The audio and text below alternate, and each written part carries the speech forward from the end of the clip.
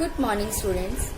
मैं Shivali Raj, government senior secondary school model town Karnal से music teacher, आज आपकी म्यूजिक की क्लास में एक नया लेसन लेकर आई हूँ जिसका टॉपिक है अलंकार। स्टूडेंट्स, आज के इस लेक्चर में हम अलंकारों को समझेंगे कि अलंकार क्या होते हैं, इसकी परिभाषा क्या है और संगीत में अलंकारों का क्या महत्व है। बच्चों, अलंकार शब्द का अर्थ है आभूषण या गहने। जैसा कि हम सभी को पता है कि गहनों से, गहने जैसे हमारे झुमके, पायल, चूड़ियां, इन सब से स्त्री की सुंदरता बढ़ती है। उसी प्रकार अलंकारों से गायन और वादन अर्थात गाने और बजाने की शोभा बढ़ती है। बच्चों, जब से सृष्टि की रचना हुई है तब से ही सुंदरता का उदय हुआ है। आप अपने चारों ओर देखिए, ये पेड़ पौधे, ये झरने, ये नदियाँ, ये पहाड़, ये रंग बिरंगे फूल, ये आकाश में उड़ते भिन्न भिन्न प्रकार के पंछी, ये भिन्न भिन्न प्रकार के पशु, ये सभी प्रकृति की सुंदरता को बढ़ा रहे हैं। दूसरे शब्दों में कहें तो ये प्रकृति को अलंकृत कर रहे हैं। अब हम यहाँ से अलंकार शब्द का अर्थ ये कह सकते हैं कि जिस वस्तु से या जिससे किसी की सुंदरता बढ़ती है उसे हम अलंकार कहते हैं। जैसे चंद्रमा से रात्रि की सुंदरता बढ़ती है, शोभा बढ़ती है, तो यहाँ पर चंद्रमा एक अलंकार का काम कर रहा है। स्टूडेंट्स, ये अलंकार, ये सुंदरता हमें केवल प्रकृति में ही देखने को नहीं मिलती, बल्कि हम हर क्षेत्र में सुंदरता को देख सकते हैं। जैसे घर की सजावट में सुंदरता दिखाई देती है, सिलाई, कढ़ाई, बुनाई, इन सब में सुंदरता होती है। फर्नीचर के बनाने में सुंदरता होती है। यहाँ तक कि जो आपकी हैंडराइटिंग है, जो लिखाई है, उसमें सुंदरता होती है। और यदि हम बात करें कलाओं की, तो कलाओं में तो सुंदरता का मुख्य स्थान है। कलाएं जैसे मूर्ति कला, चित्रकला, काव्य कला, संगीत कला, इन सभी में सुंदरता का मुख्य स्थान है। अब हम बात करते हैं बेटा संगीत में अलंकारों की। संगीत में स्वर होते हैं, तो नेचुरल सी बात है कि स्वरों से ही अलंकार बनते हैं, क्योंकि संगीत में तो स्वर ही होते हैं। अब स्वरों के नियमानुसार चलन को अलंकार कहते हैं। अब आप कहोगे कि नियमानुसार का क्या अर्थ है? नियमानुसार का अर्थ है बेटा नियम के अनुसार, एक पैटर्न के अनुसार। जब हम स्वरों की कड़ियां बना लेते हैं और उन कड़ियों को जोड़ते हुए आरोह और अवरोह गाते या बजाते हैं, उसे अलंकार कहते हैं। अलंकार में आरोह और अवरोह दोनों होते हैं। आरोह मतलब नीचे के स्वरों से ऊपर की ओर जाना, और अवरोह मतलब ऊपर के स्वरों से नीचे की ओर आना। अलंकारों को पलटा भी कहा जा सकता है। अब इस बात को बेटा मैं आपको उदाहरण के द्वारा स्पष्ट करती हूँ। मैं आपको 2-3 उदाहरण देती हूँ कि अलंकार कैसे बनाए जाते हैं और कैसे वो गाए बजाए जाते हैं। अब मैंने स्वरों का एक पैटर्न लिया, एक कड़ी ली, जैसे सा रे गा मा पा धा नी सा, सा नी धा पा मा गा रे सा। बेटा इसमें मैंने क्या लिया? मैंने एक स्वर की एक कड़ी बनाई, एक स्वर को एक बार गाया, वही कड़ियों को जोड़ते हुए मैं आरोह में भी गाती चली गई और उसी कड़ी को जोड़ते हुए मैंने अवरोह भी गा दिया। अब मैं आपको एक और उदाहरण देती हूँ जिससे आपको और ज्यादा स्पष्ट होगा। अब मैं क्या करती हूँ, मैं एक नया पैटर्न तैयार करती हूँ, एक नई कड़ी का निर्माण करती हूँ। क्या करती हूँ, मैं एक स्वर को 2 बार गाती हूँ, फिर दूसरे स्वर को भी 2 बार गाती हूँ, तीसरे स्वर को भी 2 बार गाती हूँ। इस प्रकार से मैंने क्या किया, एक पैटर्न तैयार किया। वो पैटर्न मैंने क्या बनाया, वो नियम मैंने क्या बनाया कि मैंने एक स्वर को 2 बार गाया। देखिए उदाहरण के लिए कैसे गाते हैं हम उसको। सा सा रे गा गा मा मा पा पा धा धा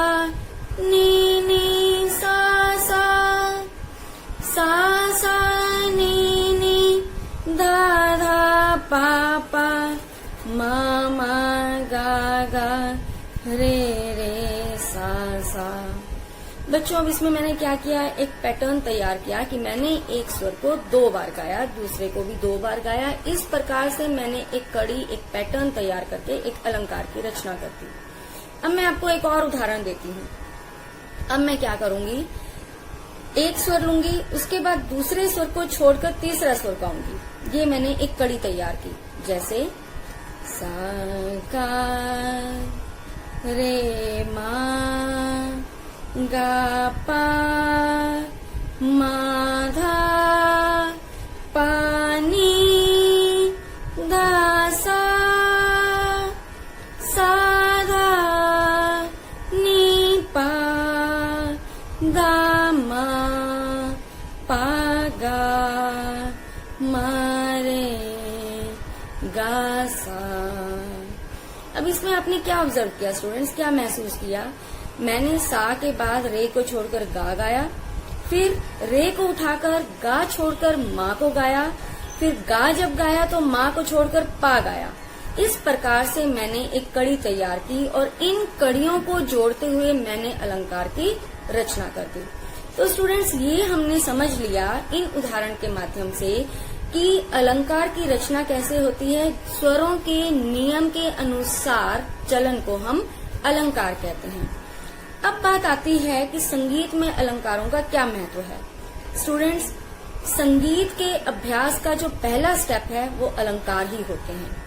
अलंकारों के नियमित अभ्यास से हमारे स्वरों का ज्ञान होता है हमें, और हमारे जो स्वर हैं उन पर पकड़ बनती है, वो हमारे पक्के होते हैं।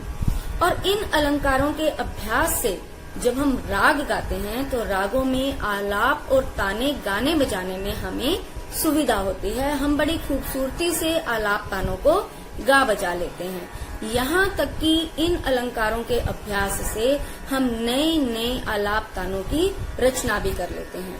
तो इस प्रकार से हम देखते हैं कि अलंकारों का संगीत में बहुत अधिक महत्व है। अब स्टूडेंट्स, ये तो हो गया हमारा थ्योरेटिकल पार्ट। अब मैं अगले स्टेप में आपको इन्हीं अलंकारों को शुद्ध स्वरों में, कोमल स्वरों में और थाट के स्वरों में अलग अलग प्रकार से गाकर बताऊंगी कि हम अलग अलग प्रकार से अलंकारों को कैसे गा और बजा सकते हैं। गुड मॉर्निंग स्टूडेंट्स, आज मैं शिवाली राज आपकी म्यूजिक क्लास में एक बहुत ही इम्पोर्टेंट लेसन लेकर आई हूँ, जिसका टॉपिक है थाट। भारतीय शास्त्रीय संगीत में थाट का बहुत ही महत्वपूर्ण योगदान रहा है। थाट को ठाठ नाम से भी जाना जाता है और हमारे प्राचीन ग्रंथों में इसे मेल कहा जाता है। सबसे पहले हम समझेंगे कि थाट होता क्या है, इसकी परिभाषा क्या है। बच्चों, जैसा कि आप जानते हो कि संगीत में एक सप्तक होता है। सप्तक में 12 स्वर होते हैं, जिसमें 7 शुद्ध स्वर, 4 कोमल स्वर और 1 विकृत स्वर होता है। 7 शुद्ध स्वर कौन से हैं? सा, रे, गा, मा, पा, धा और नी। 4 कोमल स्वर कौन से हैं? रे, गा, धा और नी। और 1 विकृत स्वर कौन सा है? मा। मा तीव्र एक विकृत स्वर है।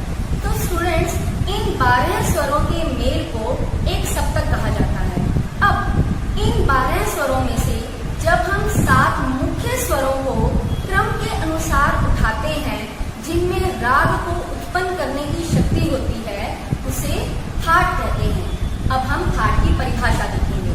जैसा कि यहाँ ब्लैक बोर्ड पर लिखा हुआ है, सप्तक के 12 स्वरों में से 7 क्रम के अनुसार मुख्य स्वरों के उस समुदाय को या उस समूह को थाट कहते हैं, जिससे राग उत्पन्न हो। स्टूडेंट्स, अब हम थाट के लक्षण की बात करेंगे। जैसे किसी भी चीज को पहचानने की कुछ निशानियां होती हैं, उसी प्रकार से थाट को पहचानने के भी कुछ लक्षण या कुछ निशानी होती है, जिससे हमें ये पता चलता है कि थाट किसे कहते हैं, उसकी क्या लक्षण है। हमारा पहला लक्षण है कि 7 स्वरों का होना थाट में अनिवार्य है।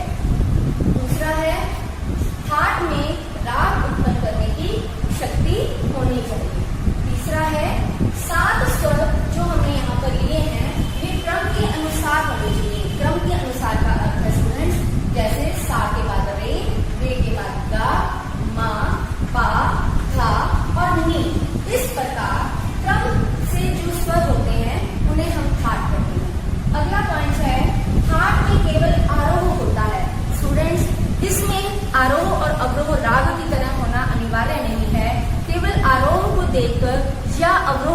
देखकर ही हम ठाट की पहचान कर सकते हैं। यस स्टूडेंट्स, हमारा नेक्स्ट पॉइंट है ठाट को गाया नहीं जाता, इसलिए इसमें रंजकता का होना जरूरी नहीं है। स्टूडेंट्स, हम ठाटों को गाते नहीं हैं, बल्कि ठाट से उत्पन्न होने वाले रागों को गाते हैं, और जिन चीजों को हम गाते हैं, जिन रागों को हम गाते हैं, उनमें मधुरता का होना आवश्यक है। परंतु ठाट क्योंकि गाए बजाए नहीं जाते, इसलिए इसमें रस का, मधुरता या रंजकता का होना कोई अनिवार्य नहीं है। नेक्स्ट पॉइंट है ठाट को राग का जन्मदाता या पिता कहते हैं। स्टूडेंट्स, क्योंकि हर राग की उत्पत्ति एक ठाट से मानी गई है, इसलिए ठाट को रागों का जनक या जन्मदाता या पिता की उपाधि भी दी जाती है। नेक्स्ट पॉइंट है हमारा एक ठाट में अनेक रागों को उत्पन्न करने का सामर्थ्य होना चाहिए। स्टूडेंट्स, ऐसा नहीं है कि एक ठाट से केवल एक ही राग की उत्पत्ति होती है, बल्कि एक ठाट से अनेक रागों की उत्पत्ति होती है, और यही इसका एक प्रमुख लक्षण भी माना जाता है। नेक्स्ट पॉइंट है ठाट की पहचान के लिए उससे उत्पन्न होने वाले किसी प्रमुख राग का ही नाम उसे दे दिया जाता है। जैसे भैरव ठाट से उत्पन्न होने वाले उसके प्रसिद्ध राग का नाम भैरव है। स्टूडेंट्स, जब एक ठाट से अनेक रागों की उत्पत्ति होती है, तो कोई एक राग ऐसा भी होता है जो उसका प्रमुख राग होता है, और उस प्रमुख राग को उस ठाट का नाम भी दे दिया जाता है। जैसे मैंने आपको यहाँ उदाहरण में समझाया कि एक ठाट है हमारा भैरव ठाट, उससे उत्पन्न होने वाले कई राग हैं, लेकिन उसमें जो प्रसिद्ध राग है, उस प्रसिद्ध राग को हमने ठाट का नाम भैरव ही दे दिया है, इसलिए हम उसके प्रमुख राग को भैरव राग के नाम से जानते हैं।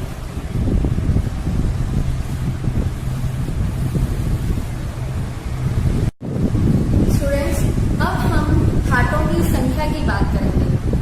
हमारे उत्तरीय भारतीय शास्त्रीय संगीत में 10 ठाट माने गए हैं, जिनकी रचना श्री विष्णु नारायण भातखंडे जी ने की है। तो हमारे ठाटों की संख्या कितनी है स्टूडेंट्स? 10। पहला ठाट है हमारा ठाट बिलावल। इस ठाट में सभी स्वर शुद्ध माने गए हैं। सा, रे, गा, मा, पा, धा, नी, सा।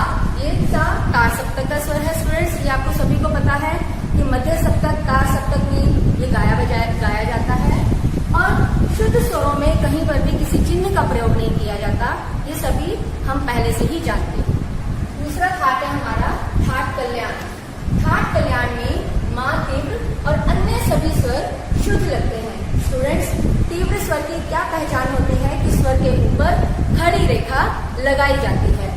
इसलिए क्योंकि हमारे यहाँ पर माँ तीव्र है, इसलिए माँ के ऊपर हमने खड़ी रेखा लगाई है। ये हमारा कल्याण ठाट बनता है। सा, रे, गा, मा तीव्र, पा, धा, नी और सा तार सप्तक का सा। तीसरा ठाट है हमारा खमाज ठाट। खमाज ठाट में नी कोमल और अन्य सभी स्वर शुद्ध होते हैं। अब स्टूडेंट्स, कोमल स्वरों की क्या पहचान है कि कोमल स्वर के नीचे लेटी हुई रेखा लगाई जाती है, जैसे आप सब यहाँ नी के नीचे देख रहे हैं। तो इसमें सा, रे, गा, मा, पा, धा, नी क्योंकि कोमल है तो यहाँ हमने लेटी हुई रेखा लगाई है, और तार सप्तक का सा है तो सा के ऊपर बिंदु आ गया है। अगला ठाट है हमारा ठाट काफी। काफी ठाट में गानी स्वर कोमल और अन्य सभी स्वर शुद्ध हैं। जैसा कि हम पहले ही पता है कोमल स्वरों के नीचे लेटी रेखा लगती है, तो सा, रे, गा कोमल, मा, पा, धा, नी कोमल और सा तार सप्तक का। नेक्स्ट ठाट है हमारा ठाट असावी। असावी ठाट में गा, धा, नी स्वर कोमल है और अन्य सभी स्वर शुद्ध हैं। इसलिए हम इसको कैसे लिखेंगे?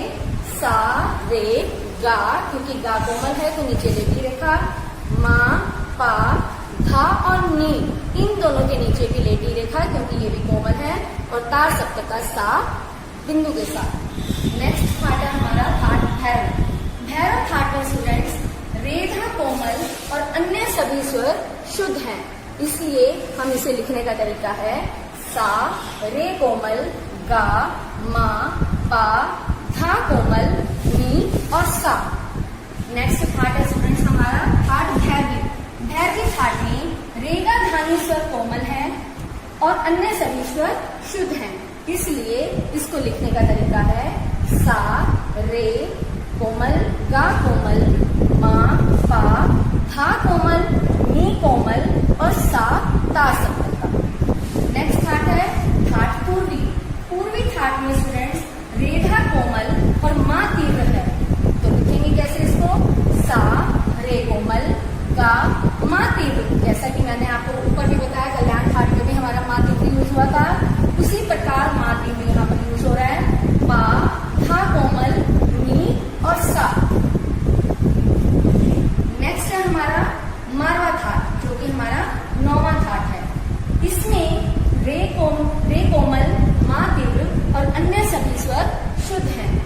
सा रे कोमल, गा मा तीव्र, पा था नी और सा। ये हमारा 9वां थाट हो गया। स्टूडेंट्स अब हमारा 10वां और आखिरी थाट है थाट कोड़ी, जिसमें हमारा रे गा था कोमल और मा तीव्र लगते हैं।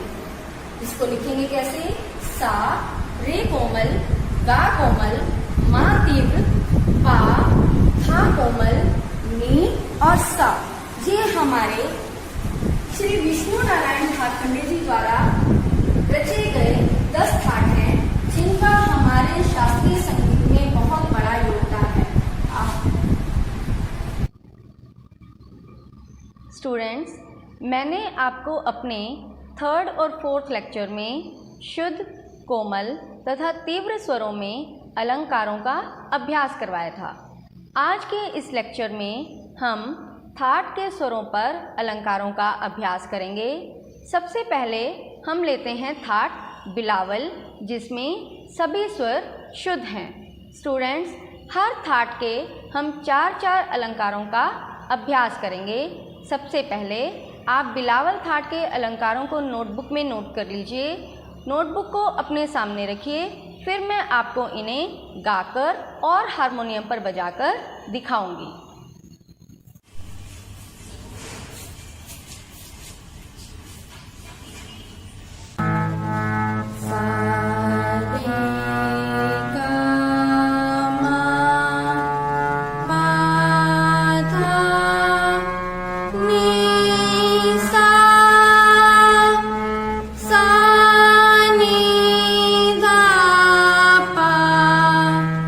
मा गा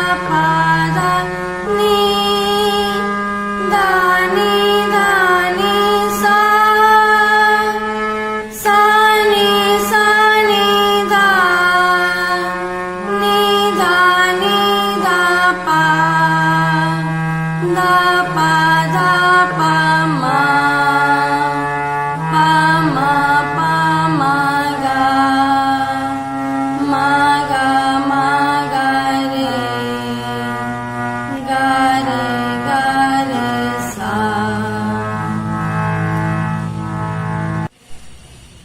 स्टूडेंट्स, हमारा दूसरा थाट है थाट कल्याण, जिसमें माँ तीव्र तथा अन्य सभी स्वर शुद्ध हैं।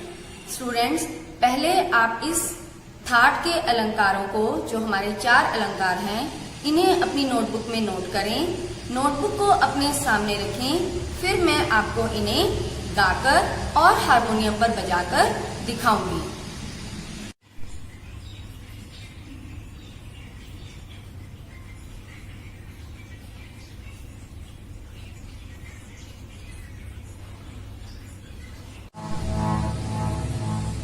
अब हम थाट कल्याण के अलंकारों का अभ्यास करेंगे।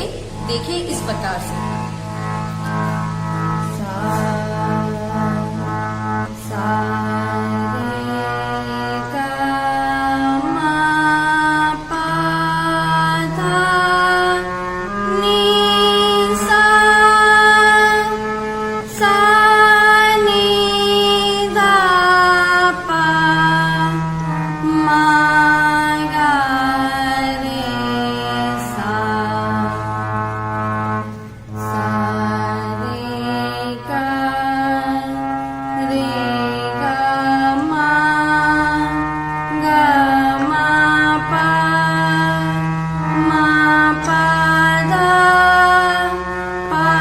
धा नी दा नी सा सा नी धा पा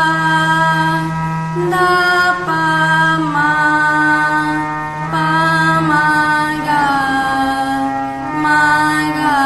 रे सा सा रे गा मा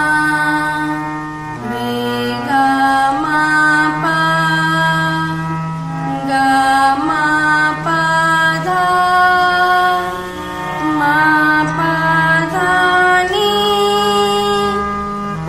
धा नी सा सा नी धा पा मा गा रे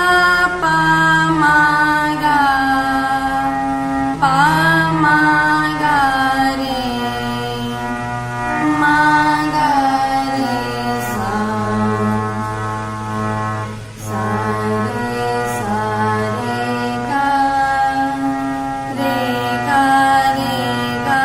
मा पा धा नी सा सा नी धा पा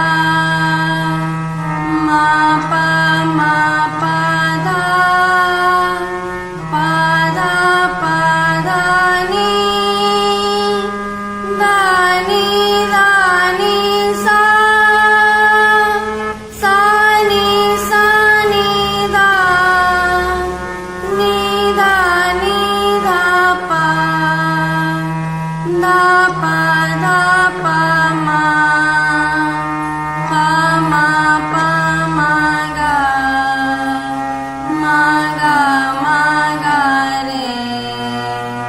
गा रे सा।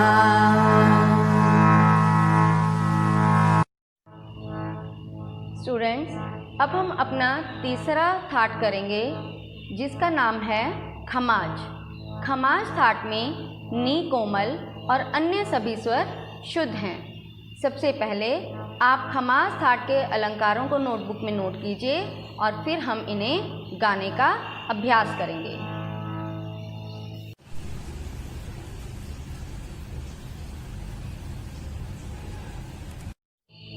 अब हम खमाज थाट के अलंकारों को गाएंगे और हारमोनियम पर बजाएंगे। सा रे गा मा पा धा नी सा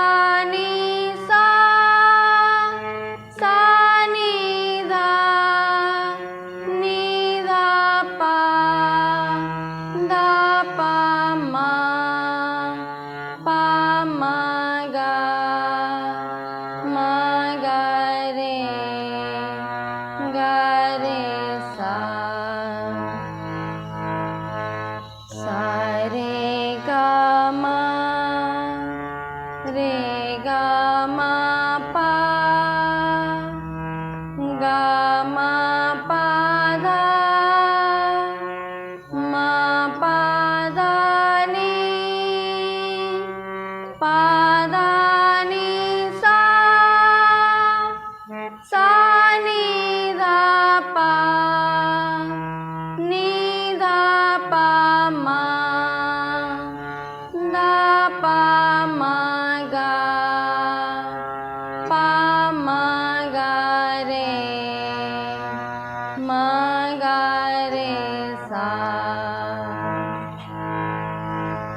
सा रे गा रे गा मा, गा मा पा, मा पा धा, पा धा नी, धा नी सा, सा नी धा, नी धा पा, धा पा मा, पा मा गा, मा गा रे, गा रे सा। स्टूडेंट्स, आज के इस लेक्चर में हमने अलंकारों के बारे में जाना कि अलंकार किसे कहते हैं, संगीत में अलंकार का क्या महत्व है, थाट किसे कहते हैं, थाट के नियम क्या हैं तथा हमारे 10 थाट कौन कौन से हैं। इसके अतिरिक्त हमने 3 थाट के स्वरों पर अलंकारों का अभ्यास किया। हमारे 3 थाट कौन कौन से थे? थाट बिलावल, कल्याण तथा खमाज। आगे के लेक्चर में मैं बाकी के थाट के स्वरों पर अलंकारों का अभ्यास करवाऊंगी।